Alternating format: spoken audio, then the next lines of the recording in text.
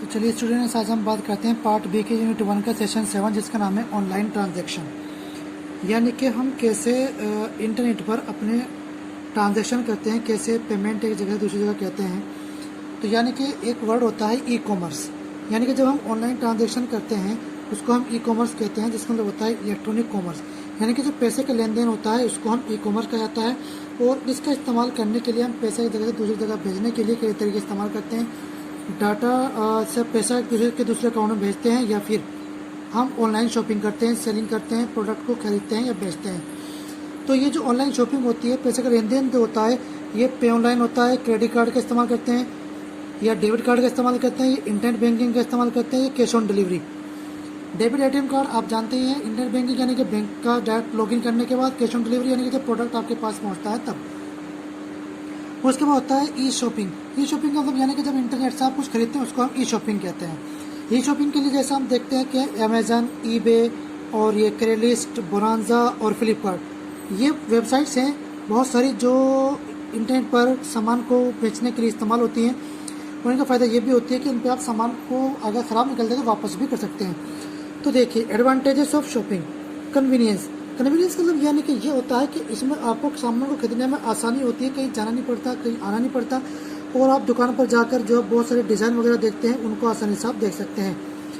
उसके बाद information and reviews, यानी किसी प्रोडक्ट के बारे में आपको इन्फॉर्मेशन मिल जाती है, रिव्यू मिल जाता है कि ये ख़राब है, कैसा है।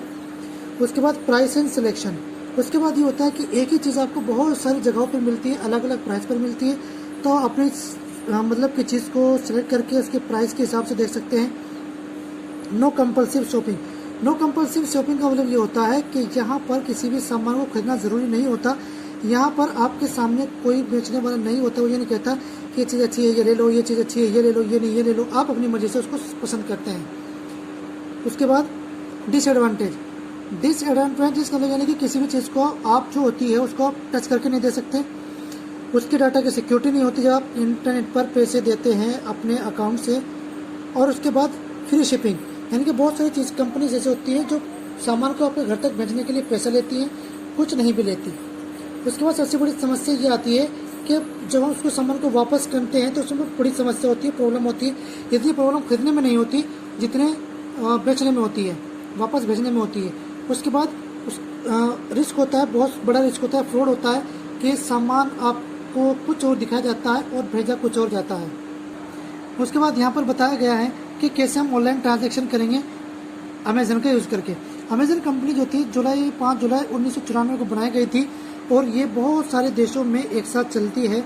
और हमारे अंदर इंडिया के अंदर जो बनती है वो amazon.in के नाम से आती है।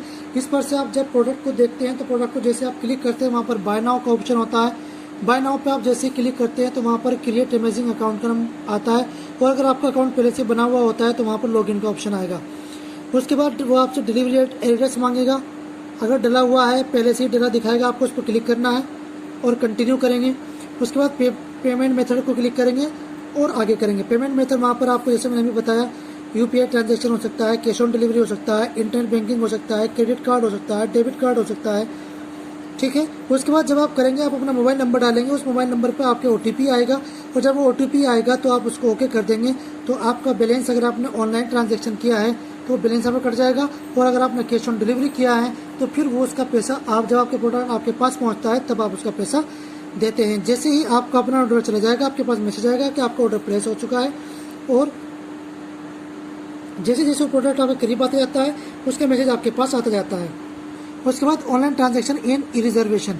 ई रिजर्वेशन का मतलब ये होता है कि आप इंटरनेट के द्वारा किसी भी ट्रेन का, जहाज़ का, बस का टिकट बुक कर सकते हैं कहीं पर जाने के लिए घर बैठे हुए। और जब आप ट्रेन में सफ़र करते हैं तो आप उस टिकट को दिखा सकते हैं जो आपने घर से बुक किया था। Benefits of E reservation. Accessible anywhere, यानी कि इसको आप कहीं भी एक्सेस कर सकते हैं। कॉस्ट कटिंग, कम पैसा लगता है, अगर आप जाकर कराते हैं तो वो आपसे पैसा भी लेगा। उसके बाद कमीशन फ़ी, यानी कि उससे जो दुकानदार होता है वो कमीशन लेता है, वो कमीशन बच जाएगा। क्विक सिस्टम, आपका काम तेजी से होगा, लाइन में नहीं लगना पड़ेगा। चेंजेस एंड कैंसिलेशन, यानी कि आप इसको चेंज भी कर सकते हैं, अपने टिकट को कैंसिल भी कर सकते हैं। कस्टमर रिव्यूज़, यानी कस्टमर का रिव्यूज़ भी आपको पता चलेगा। सेफ एंड रिलायबल, यानी कि आप इसको आसानी से घर बैठे हुए कर सकते हैं बिना किसी परेशानी के। एप्लीकेशन एरिया, यानी कि इसकी रिजर्वेशन करने के लिए आपको क्या क्या रिजर्वेशन कर सकते हैं। होटल का रिजर्वेशन कर सकते हैं, कहीं पर जा रहे हैं उसका टिकट बुक कर सकते हैं, मूवी का टिकट बुक कर सकते हैं, कहीं पर कोई इवेंट है, कोई फाइट वगैरह है उसका, ये स्पोर्ट वगैरह है उसका टिकट आप बुक कर सकते हैं घर पे बैठे हुए। तो यहाँ पर यात्रा के लिए यानी कि रिजर्वेशन जो प्रोसेस है वहाँ पर बहुत सारी हमारी वेबसाइट्स होती हैं, जैसे IRCTC होता है जो गवर्नमेंट की साइट है, मेक माई ट्रिप है, बुक माई शो है और यात्रा.com है। बुक माई शो जो होती है जबकि टिकट वगैरह का, फिल्म वगैरह का टिकट बुक करने के लिए होती है। इसे प्रोसेस करने के लिए क्या होता है, सबसे पहले आप वेबसाइट पर जाते हैं, किसी भी वेबसाइट पर, वहाँ पर आपको अपना लॉगिन करना होता है, रजिस्टर करना होता है, ID बनानी होती है। जब आप ID बनाएंगे तो अपना यूज़र नेम डालेंगे, पासवर्ड डालेंगे, उसके बाद बुक नाउ पे क्लिक करेंगे। जब बुक नाउ पे आप क्लिक करेंगे तो बुक नाउ पे क्लिक करने के बाद आपसे पूछा जाएगा आप कहाँ से कहाँ जाना चाहते हैं, और जब आपसे पूछा जाएगा कहाँ से कहाँ जाना चाहते हैं तो उसको ट्रेन दिखाएगी, और ट्रेन जोन से आप सिलेक्ट करेंगे उसका नंबर दिखाएगा और क्लास दिखाएगा कौन कौन सी हैं। स्लीपर SL का मतलब होता है, कोटा जनरल का होता है, since 0 minute and 56 second difference, यानी कि जो लास्ट बुक की होती है उसका टाइम दिखाता है, और यहाँ पर दिखाता है कि कौन कौन सी डेट में आपका टिकट बुक हो सकता है, 7 में, 8 में, 9 में, जिस तरह से भी अलग अलग होगा। और जो वेटिंग में होगा वो वेटिंग में दिखाएगा।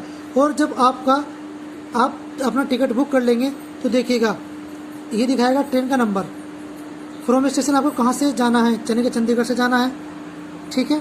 उसके बाद टू स्टेशन कहाँ तक जाना है ये दिखाएगा। यहाँ पर आपको डेट दिखाएगा किस डेट में आपको जाना है, और उसके बाद दिखाएगा नाम आपका, आपकी एज दिखाएगा, जेंडर दिखाएगा, कौन सी सीट लेना चाहते हैं आप, नीचे की या ऊपर की, सीनियर सिटीजन है और कौन सी बर्थ आप लेना चाहते हैं, कौन से देश से हैं, ये सब चीज़ें आप दिखाएगा।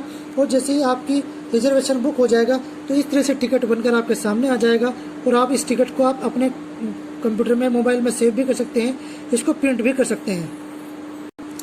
तो ये था आपका चैप्टर, और जाहिर है आपको समझ में आ गया होगा, इसका आप ध्यान रखेंगे।